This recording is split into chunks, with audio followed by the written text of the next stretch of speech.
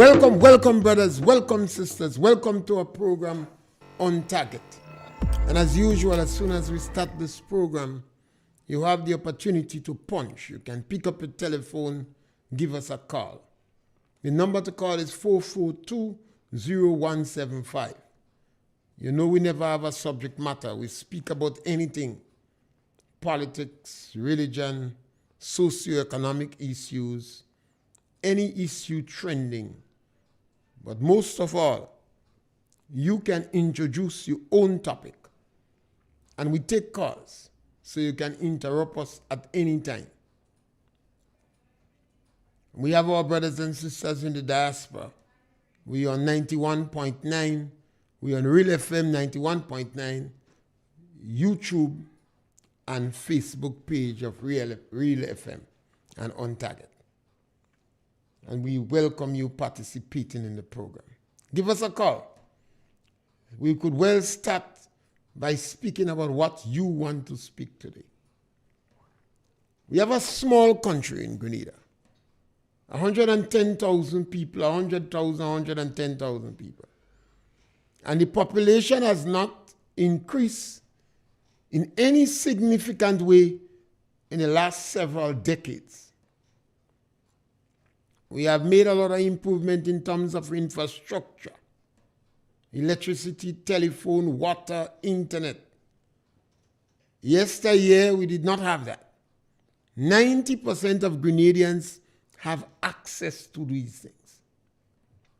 And that is very important in any country. We have one of the best network of roads in the region. And the roads, in my opinion, are relatively good. Farmers are provided with concession to purchase vehicles, a suitable vehicle. I think it has to be a four-wheel drive or an open-back van, or, if you're in egg production or honeybee, you get a suitable vehicle. And that is good. Farmers are provided with an extension service to provide technical information for them.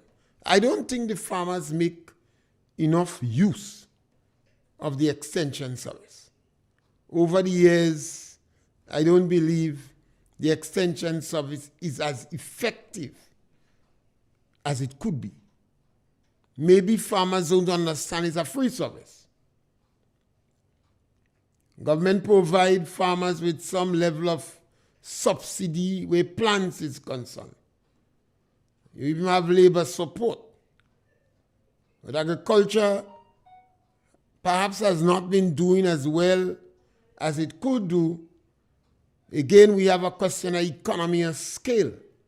It's easy to flood the market with vegetables, etc. And from time to time, there are always shortages, and every now and then too much on the market. So our farmers have to farm more wisely. Our schools, I believe we have enough school building in Grenada. And the buildings are relatively good. Not perfect, but relatively good. The number of teachers we have in relationship to students, I think is better than a lot of developed countries. Maybe it's about one teacher to about 15 students. In one of the schools, you're going to find principal, deputy principal, secretary to the principal. You have cooks, you have cleaners, you have assistant cook, all kind of thing. And then you have a backup support in terms of the Imani program. So in terms of personnel in the schools are well equipped. I don't agree that they're making enough use of those personnel, because you know that a couple years ago, the unions take a decision not to get involved in extracurricular activity. And that impact, in fact, is still there. So you don't have much groups in the school. We have a lot of vehicles in Grenada. I believe that over the last 10, 12 years, we doubled the amount of vehicles that we have in Grenada.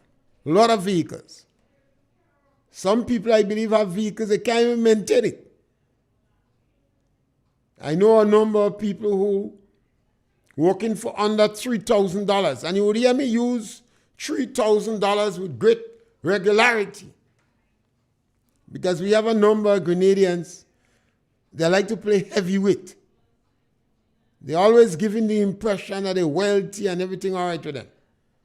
And that is not true. They're living above their means. Some people have vehicles, they can't maintain it. I remember a man tell me BMW is black man worries. You see, black people like to buy BMW and they can't maintain it. So sometimes they buy it to believe if they have a BMW, they're in a particular social class. You tell me that black man worries. Yeah, people have transport complaining the parts expensive and they bought an expensive vehicle. Sometimes they can't even buy gas, but they have the vehicle. And nothing is wrong with that. When you work for your money, you must be able to do what you want with it. But you always have to remember there are consequences for what you do. Why do I say all these things? Sometimes it is important to remind us of the things we have good going for us. And it came by struggle.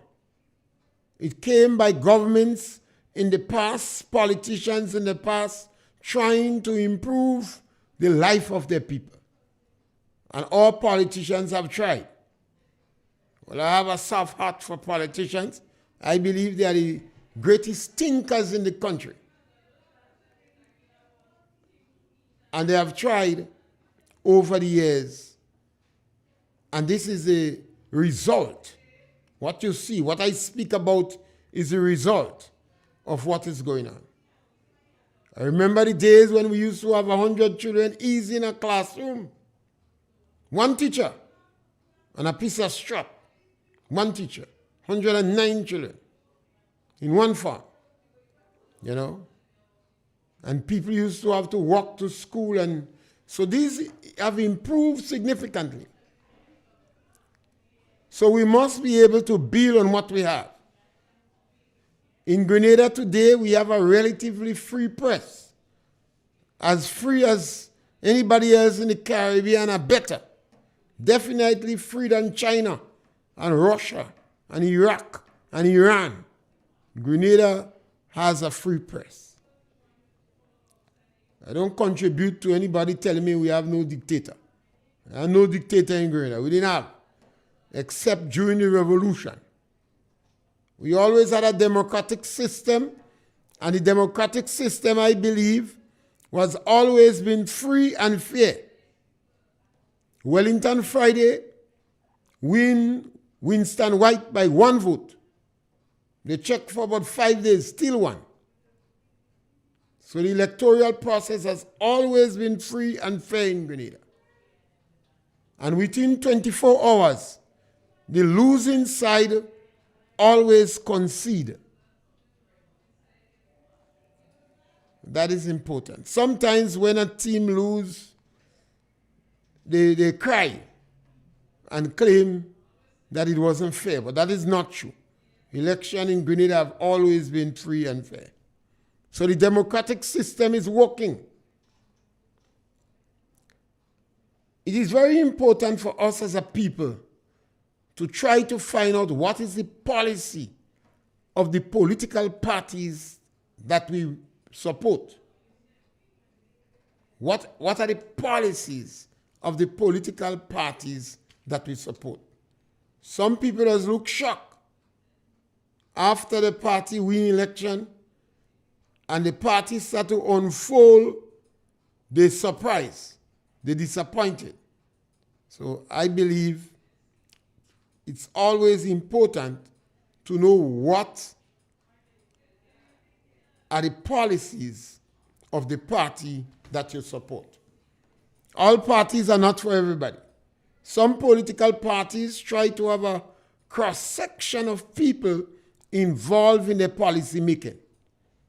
So they want people from the trade union, they want businessmen, they want individuals who are young people, they want that because they hope by having a broad cross-section of people, we're going to have a policy that generally appeals to all and sundry in the country. But politicians are very careful. They always want to target the people in the lower income group because they are the ones generally that determine who wins election. They more. And in any democratic country, you have that. Some political parties favors the business sector, their policies. But they must be able to sell that policy to convince the majority. And I think that's where it is. Politicians themselves have to understand that the businessman don't need much from you. What they want to make certain that you don't have a burdensome tax regime, that you have a good court system, that the police is effective, and you have freedom of the press. Basically, that's what business want. Because businessmen going to make money. Sometimes when you have a disaster in a country, or calamity, or war, some people get rich. The businessman have an eyes for opportunity. But governments are expected to pay particular interest to the people in the lower income group. I was looking at a post from Jamaica. It happened about a month and a half ago, where a number of vendors or huskers or hustlers or how you call it, selling in the street. Yes, caller, welcome. Afternoon, Mr. Pierre. Yes, caller, welcome. I just want to take the time off to say condolences to the Douglas family of Paradise. I understand they lost their sister, a farmer, her mother. She has served us well in the field of agriculture, Sister Doll. And to everybody, we say, be strong, God is good, and you'll find strength, knowing that your loved one has worked hard and has served us well. Just remember that God is good in all of this. And I want to say to us, Mr. Pierre, there are some of us who, for some reason, attend parliamentary sittings and stuff like that. And there are certain procedures that we must acquaint ourselves with that doesn't and shouldn't happen there. You have people going in and in the audience to observe and clapping and so, and this is not acceptable. So I believe it is upon the various parliamentary representatives when you're inviting people to ensure that, they familiarize themselves with the proceedings of the House, what is accepted and what is not accepted. Instead of you have cases where you have the speaker having to say, stop or this is not allowed. And there are certain procedures, like I say, we should follow and we should acquaint ourselves with. Have a great day, and I thank you for the time. Yes, my sister. And that is where we learn to educate our people. That is where the parliamentary representative, the politicians, should educate their supporters. I have seen it in Parliament, and sometimes people believe that the speaker favors one side over the other. But if you don't educate your people on that matter, that would be. I believe they're in the waving gallery, how you call it, and they are not supposed to, they could only observe. Sometimes they tolerate chuckle, but sometimes you have outbursts. And that is a means of educating the people. And normally the politicians bring them in the House, so they should educate them. But also the Speaker of the House should take the time off to educate our people and inform them that they should not be having this outburst. Remember, it's our people, you know. One of the things that we don't get in our head is our people. You know, we could speak very dismissive of them today when they don't support what we support, and tomorrow we're fighting to embrace them. The same our people. We could help them without reducing them to scrap. But again, you know, we take so long to learn. So yes, and my sympathy also go out to the sister. It's an individual that I know well and had the opportunity to work with her in the past. And used to eat some of your mother bread and cake when we were to school. Her mother, I think, was a baker in the community. Yes, so may her soul rest in peace. So it's important that we know the policies of our political party.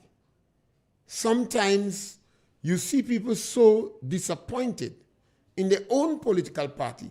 They're difficult for them to defend the political party. They don't understand the policies of the political party. And sometimes the political parties have some unwritten agenda that they did not put out when there was campaigning. Secret agendas that they unfold on the people and take the people by storm. They normally pay a price for it later. But we must have confidence in our people. Politicians must have confidence in the people. Tell the people what they're all about. You know, I think that would be better. Yes, caller, welcome. Mr. Pierre, sorry again, but the ministry continues to talk about the spread of dengue. And I believe that one of the things we can do as homeowners, I remember in the days when we were growing up, not many of us had the luxury of the waste drainer. Now the waste drainer we have today are plastics, and they have the container at the bottom of it, a tray. And the water can be collected in that tray. Before, they used to wipe the waste and put it in the cupboard. So maybe after we finish washing the waste and it's drained, we can turn down that tray, wipe it, and put away the waste. This is one of the ways in which we can help to curb the spread of the mosquitoes, because they would breathe in that little bit of water. Like the vase, we have to change it regularly. And we wouldn't be asking for fogging every minute you hear somebody calling and asking for fogging. Thank you. Yes, my sister, and that's important. And this is why I don't agree with the government on the question of teaching hospital. It doesn't help us. What we need is in every parish, you have access to medical doctors 8 to 12 hours for the day to start with. So let us take, for instance, the St. Patrick's Health Clinic. There should be a doctor available to the public 8 to 12 hours for the day. There should be a dentist available to the public. There should be a psychologist available to the public. When you have these services, people are going to have more confidence in the system. There will be greater regularity of people visiting. And then people might trust. People might trust what you're saying more. When we had chikungunya, the people drink out all the papayi leaf in Ticolo. They drink out all the papayi leaf. They say that is going to prevent chikungunya. They refuse to follow the instructions of the ministry and control the breeding sites. We are not hearing the success stories. There's some of the people with a whole briefcase of certificate speaking about these things. They divorce themselves from the community. And they does not understand that when disease come, it is not selective. It is not selective. More you're able to have the people accessing the service in the community is better for everybody.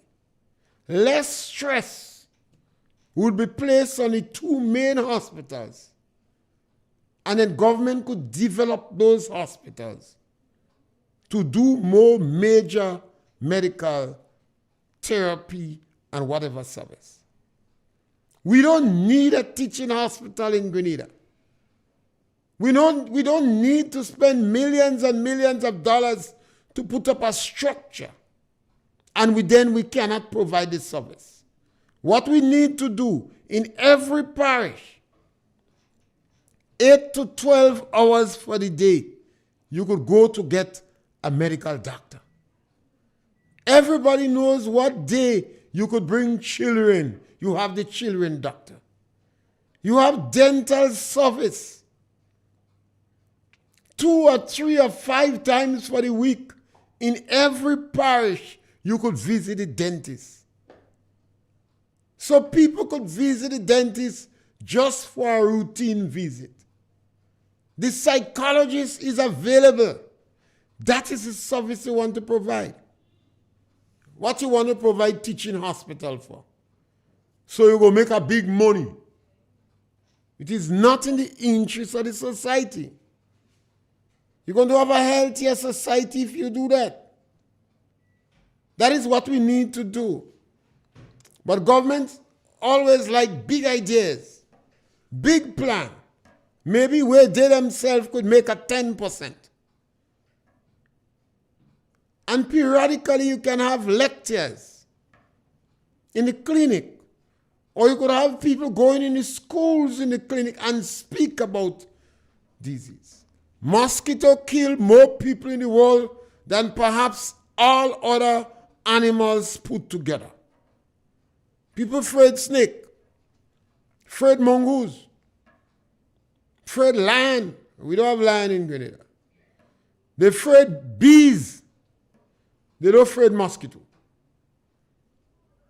And then some of the housewives, every time they're making groceries, they're making certain they have an insecticide. And most of the mosquitoes they're going after is a nuisance mosquito. While they're breeding their own hybrid mosquito in the flower pot, in tires, in toilets, even the roof of the house.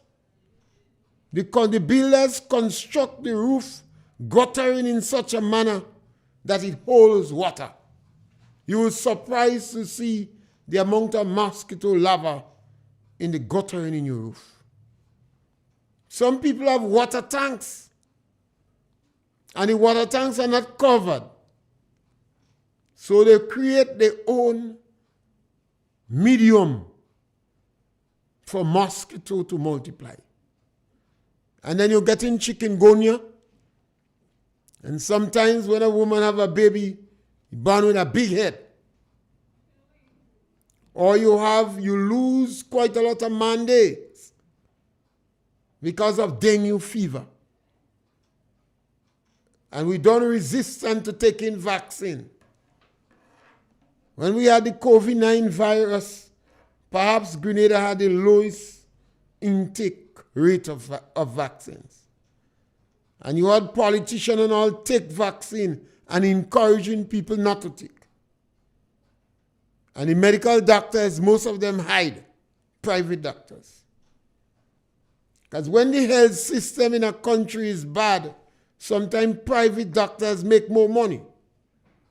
They set up the clinics, they help you damn the government health system, and then you go to them.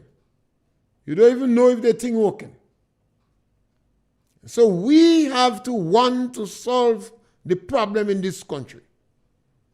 And we have to direct government. Don't waste money building a teaching hospital. I say that because this government have a policy of information is based upon when they need to tell you. They say it's a need to know basis. So we've been asking questions and they're not responding. You see the mini-skirt approach towards Parliament.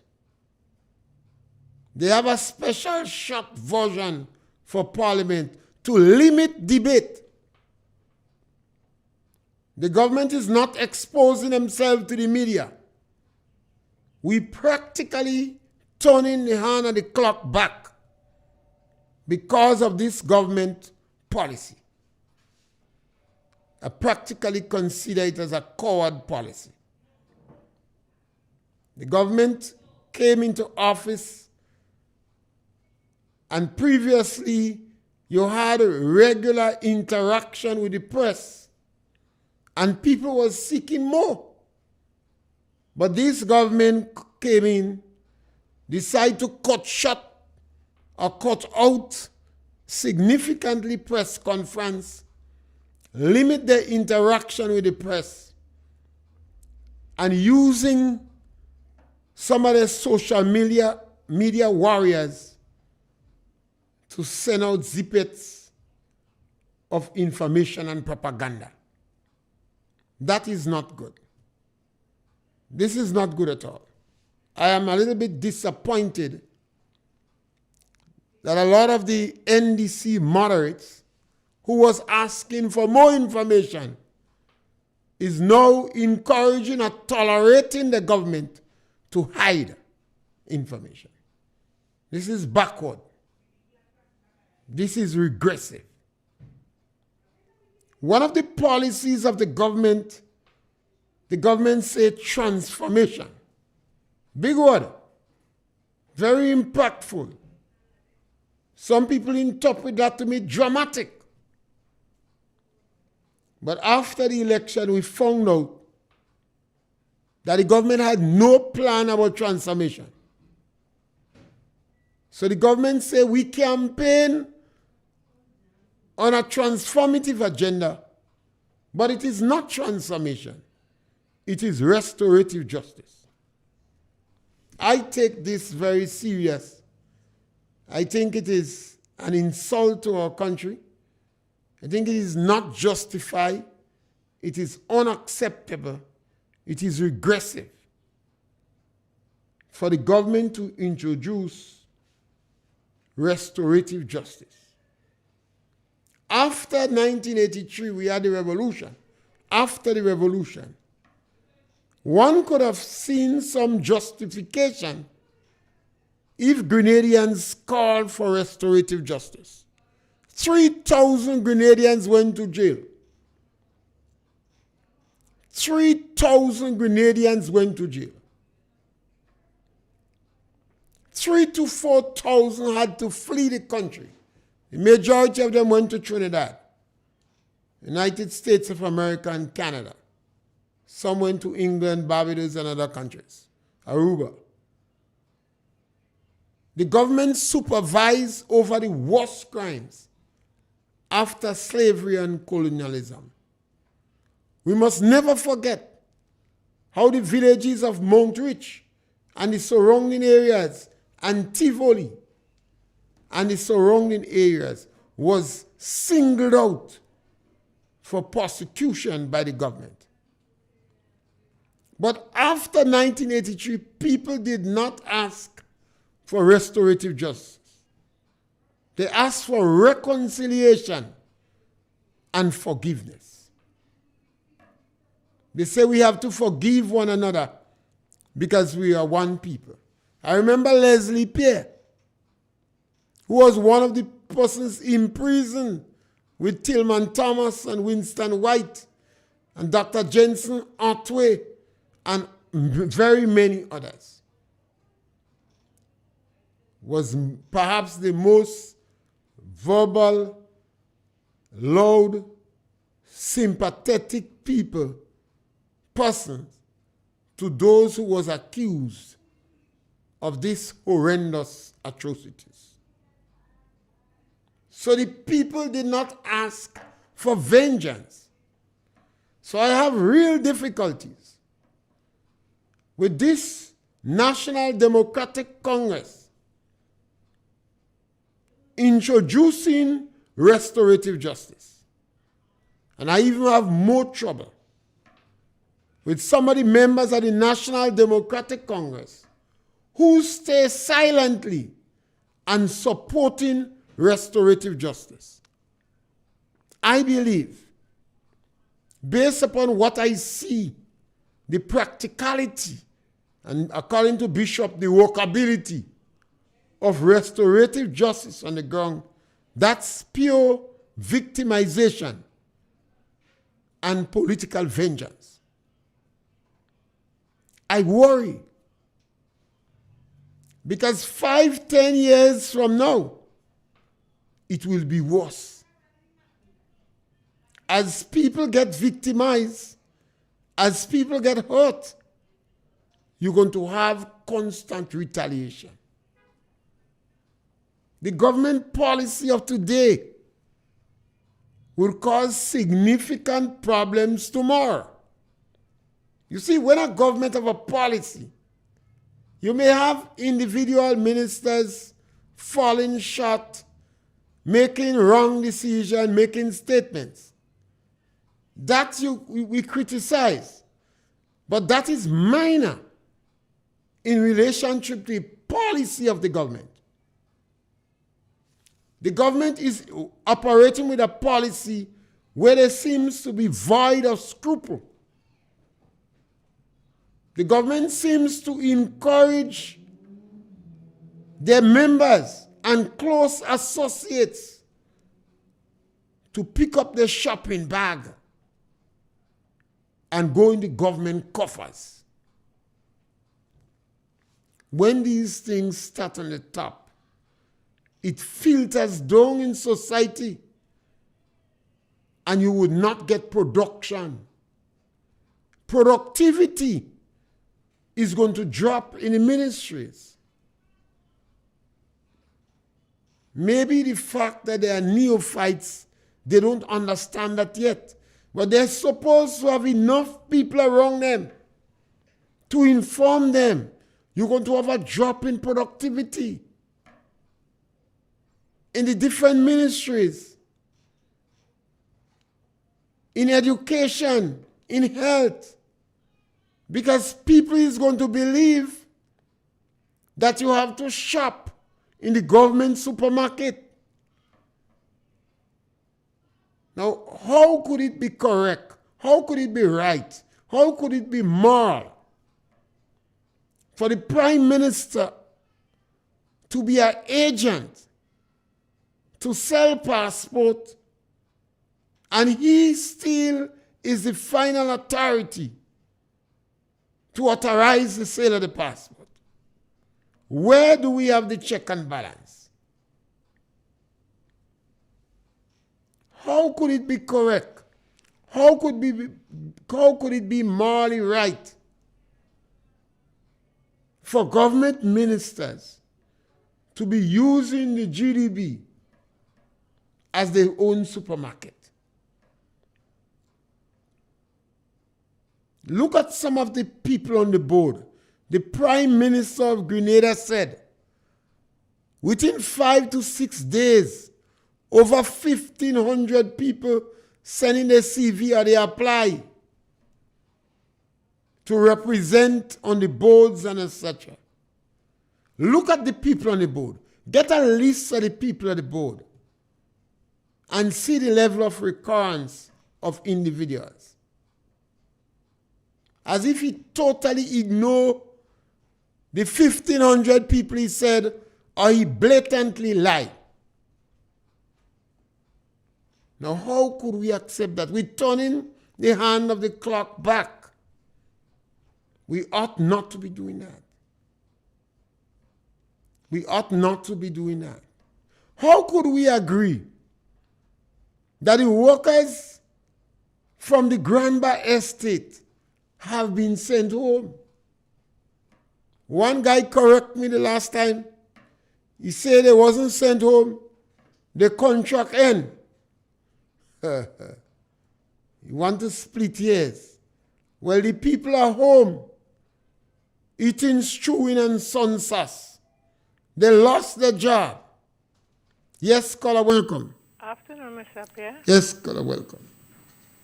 I'm the Prime Minister supposed to be a liar by profession. Yes. So he don't know what is right and what is wrong? Well, he knows what is right, but maybe not economically convenient for him at this time. So the reason why NNP must not be working in no high offices, no way, is they only put him there only for the party or for the country. Well, he went there for the country, but he initiated a policy of vengeance. That's restorative justice. And he must decide that he don't want NNP in certain places. And then he have who is liars on his team. Of course. So they can't correct him. Nobody can say, well, sir or mister, this is not wrong, that is the law. Why you going by the law or by his? Because he said you don't do things different. By what he think is right, he doing what please him. Yeah. And you don't care who else he please. So the country in a state, all those young people just get frustrated and arrogant. You bounce them, you have to say sorry. They bounce you have to say sorry.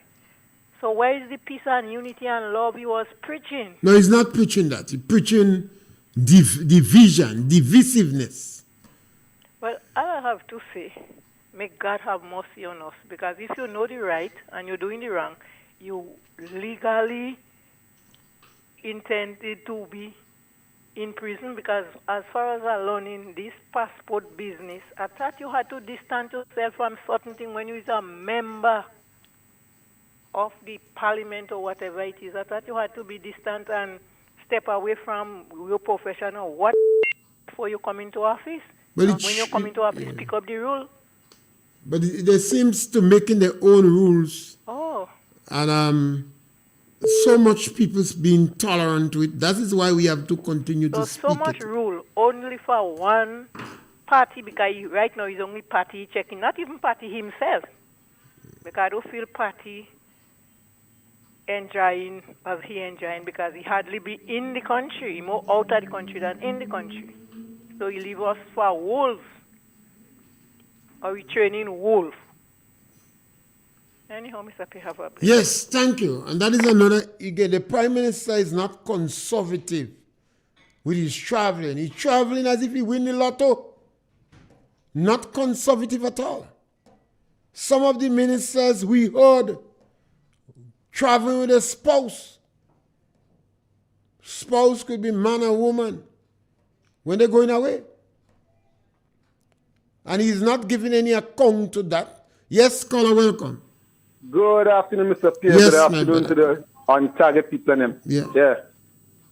Mr. Pierre, I happened to watch the parliament this morning, and once again, what I saw was blatant disrespect to the parliament. The Speaker of the House, the Honorable Speaker of the House, has to call it the Honorable Member for St. John, using words and calling people dogs. This is a level of disrespect and immaturity we brought to the Parliament of Grenada. Grenadians, this is not normal. Honorable Delma Thomas, MP Delma Thomas, she did her stuff and she regurgitated the same nonsense she was speaking Sunday. Honorable Prime Minister Deacon, the House is not for this set of nonsense. Take warning. Take warning. This is not normal times. Who is supporting this? Hold on, Mr. Pierre, hold on. Who is supporting this set of nonsense and not see that this lady needs an evaluation in her brain or our psyche? You cannot come to the House and bring your personal business there. We don't do that. This is the first time in my life hearing this thing. Come on. The Honorable Prime Minister was stuttering this morning Because first of all, they start off with other papers with the numbering wrong and all these things. He was stuttering. This shows the immaturity of the experience in politics. The Honorable Dr. Mitchell is not perfect, but he was teaching them and showing them how the things are supposed to be done. Right? And what Grenadians need to do is to listen and understand politics and learn civics. This thing is getting out of hand very quickly. Very quickly it's getting out of hand. And trust me, if this is the level of politics Grenadians are going to, we in bad hands under this National Democratic Congress as a government. And I will leave it for this. Mr. Pierre, what I want to know before I leave, whenever a next election is called, in contention for the St. Andrews, where Honorable Demma Thomas is MP right now, who will be in contention for that? Would it be her or Honorable Gloria Thomas? That is the problem you all have to ask and figure for yourself. And Grenada, we're in for a hard, long struggle. Have a good day. Yes, scholar. I did not listen to the parliament, so I have not heard what was said. If I have the time, I'll go back and try to make out what she said. The sister resigned, the parliamentary representative resigned from the NNP. Nothing is wrong with that. And Sunday, I think she had perhaps her official welcome to the NDC. So now she would be perhaps sitting on the NDC side as an NDC minister. I don't know what she said, so I can't comment on it. But it's always important for us to determine whether the policies of a political party is in our interest. When a political party comes in power, so take for instance the National Democratic Congress. If you are a solid businessman in Grenada, perhaps supporting the NDC is in your business. Because you're certain when the NDC come in power, you're going to get a tax break. They have done it in 2008 and they did it again. They gave a tax break. When they come in power, they like to favor. They favors the people in the higher income group. The business. And nothing is wrong with that. If you're a big businessman and you owe the government $1 million in tax, who wouldn't want a break? I would want a break too. If you fall in the lower income group and are using $3,000 as a demarcation point because you do not pay personal income tax, if your income is $3,000 and less, because government believes that if you own in $3,000 and less, you're struggling to live, you're vulnerable, you're economically vulnerable. So they don't charge you personal income tax. You pay no more tax than a vagrant. You pay no more tax than an unemployed person. If you are owning $3,000 or less, the taxes will be indirect tax. You have a lot of Grenadians who falls in that category. Perhaps we should say the majority of Grenadians fall within that tax threshold. In some countries in the Caribbean, it's $1,200. You don't want government to raise that tax threshold, to drop that tax threshold. You don't want to bring it to $2,000. Because even the people that were in $3,000, because of the increased cost of living, they're worse off than yesterday. So the NDC government, their policy always favor the intellectuals and people in higher income group. Whereas the NNP policy always favors the people in the lower income group.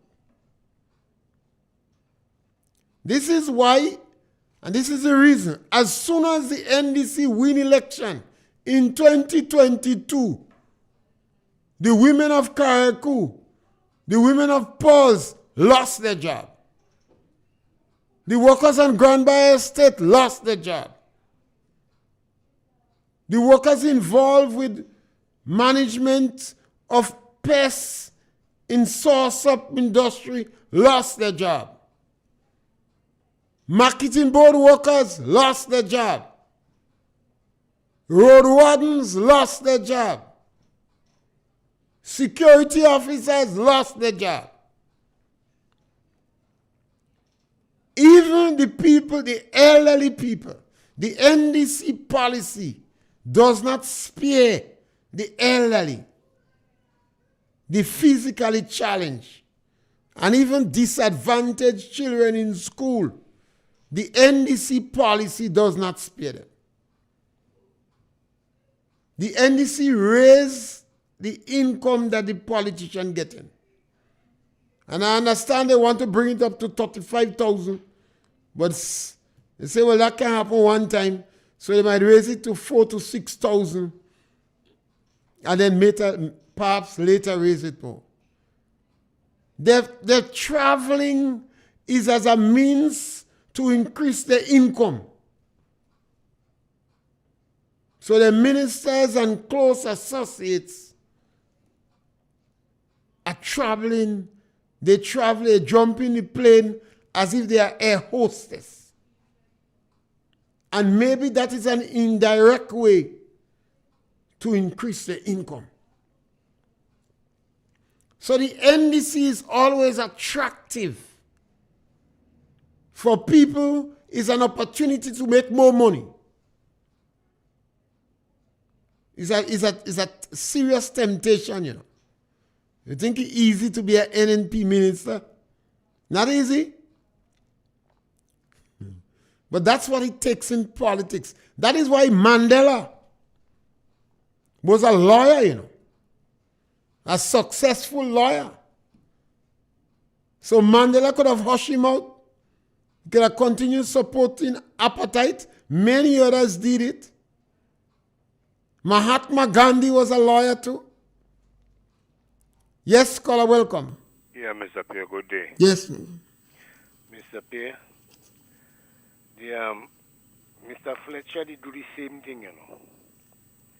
He do the same thing. He didn't cross the floor. He do the same thing. He don't cross the floor, but... He didn't cross the floor. He didn't cross the floor? No. That's different. It's different? Yeah, you could have issues with your party and your... remember during Tillman Thomas period, they had members that had issue with them, but they didn't vote against him. That is why the motion of no confidence failed. Because although they had problem, they did not turn on the party. Well... So it's not the same thing. Well, suppose now a election come now, which part Gloria go run and which part she go run? Well, sometimes none of them can run. Sometimes they fire both of them. Sometimes they take one of them that they believe could win. Well, they going to make a party for themselves then? Yeah, no, I don't think they have the ability to. Well, well, Mr. Pierre, this thing I find is a funny thing to me. Well, you see, what you have to understand is the NDC create a law. As soon as they reach, they provide an additional $2,000 for the members. They're planning to increase their pay by $5,000 to $6,000. The members could go and shop in government coffers. They jump in paying like a hostess. So it's a very attractive time to join NDC now. Yeah, well, so when that money, when they get, so that's the reason why perhaps she jump on the other side. Well, it's a law. It's an attractive law. You Understand? And that is why we have to highly appreciate the other ministers who decide to struggle with the party. You have to highly appreciate them. Sometimes we don't appreciate the people who fighting for us. But this is an attractive law. A law is very attractive. Well, Automatically, your party lose election and you could be on the plane every day.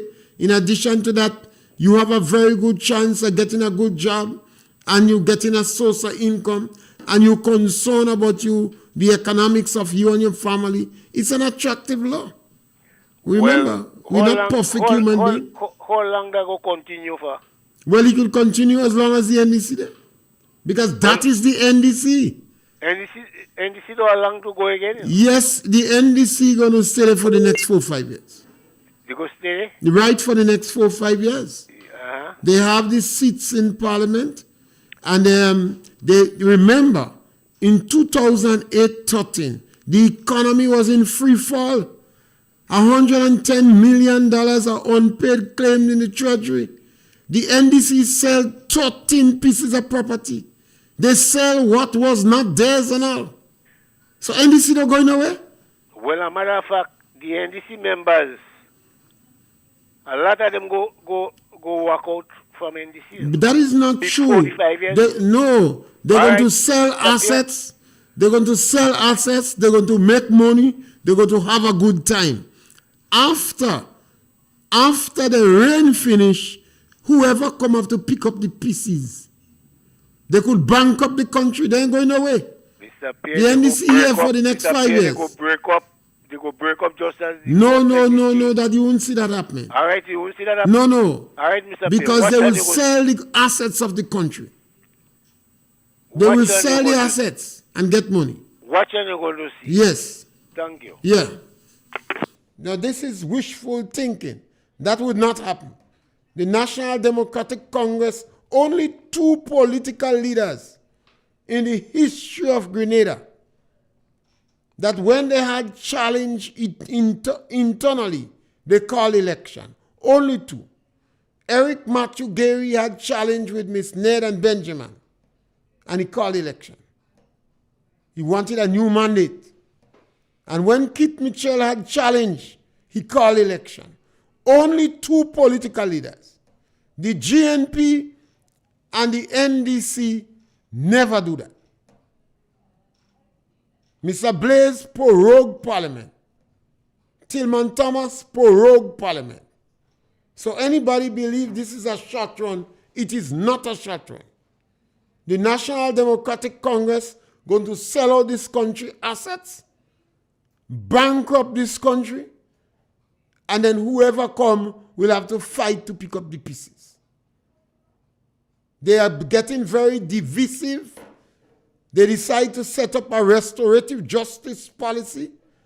They plan to sell out the country assets and introduce teaching hospital. They may spend over $100 million on that, and the health system would not be better off. So I believe the future is bleak. Already, I don't hear approximately 1 year since the National Democratic Congress come in office, and I see no indication that they have a plan for agriculture. None. I see no indication that they have any plan to create employment. Yes, caller, welcome. Good afternoon, Mr. Yes, caller, welcome. Excuse. I think I support you on that last piece of statement that you make there with the gentleman.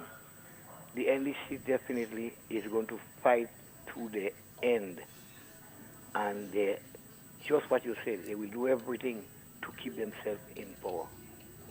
They will do everything. Perhaps after they go, you will have assets have to be sold against you. But they definitely will fight. You are totally right. Lots of people would like to hear me say that, and perhaps hear you say that. Lots of people support NMP won't want to hear that. But the fact is fact. They just, the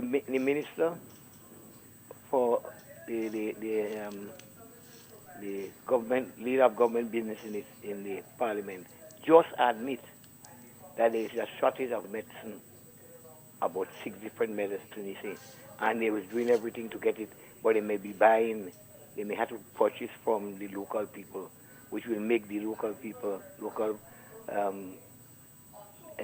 drugstores and them have less in stock. So it means that we will have less in stock too. But they will do everything within the policy. And they blame NMP for it already. You see that NMP left a huge bill of drugs that was not paid for. So, But they met 530 million in the treasury? well, you just So why they didn't pay the bill? you take a word for me because the treasury was so fat. You know that you have to have continuation, and now you're saying you NMP didn't pay for it. So you are right. The same thing, the same procedure is going to happen, whatever. But that's the same thing they did the last time. Yeah, the same. That's why they're going to put in front the shortage again. So there's a meeting now in the parliament right now that yes, there are shortage for medication. The question was asked by the minister, the representative from St. Andrews? St. Mark's. Okay, Ms. Modest. Ms. Morris asked the question and he answered, but all the weight was thrown back on the NMP already. So the same thing are going to. Is some cry babies? Yeah, the same thing we're going to continue playing. I believe that NDC definitely going to do everything in there to keep. And I listened to Miss Delma Thomas this morning, who I know very well and who is a good friend of mine. And I was not totally impressed with the statement that she gave to the parliament. I was not totally impressed. But that's her own personal matter, and she has the right to think as she wants to. But I wasn't totally impressed, and to me, she was trying to influence some of the persons that are... We have to continue the conversation tomorrow. Yeah. Good. God's will. But anyway, it's good to hear your voice. You know? Yes, my brother, it's good to hear your voice, and there are some other issues in agriculture that we'll raise, and we want your contribution on it. But definitely, I do not agree with individuals who believe that we in it for a shortfall. We in it for the long run. Burn your belly. The National Democratic Congress is not going anywhere. The day for the next 5 years. When they finish with Grenada, the only thing I believe they may not sell this time is Nawasa. But I don't expect Grenada to have assets after NDC coming back. And I don't see any betterment in the health system.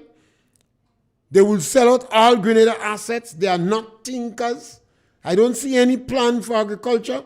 And I don't see any plan after 1 year for creating employment. What they've been doing is firing people, becoming more divisive, and smashing the very fabric of our society.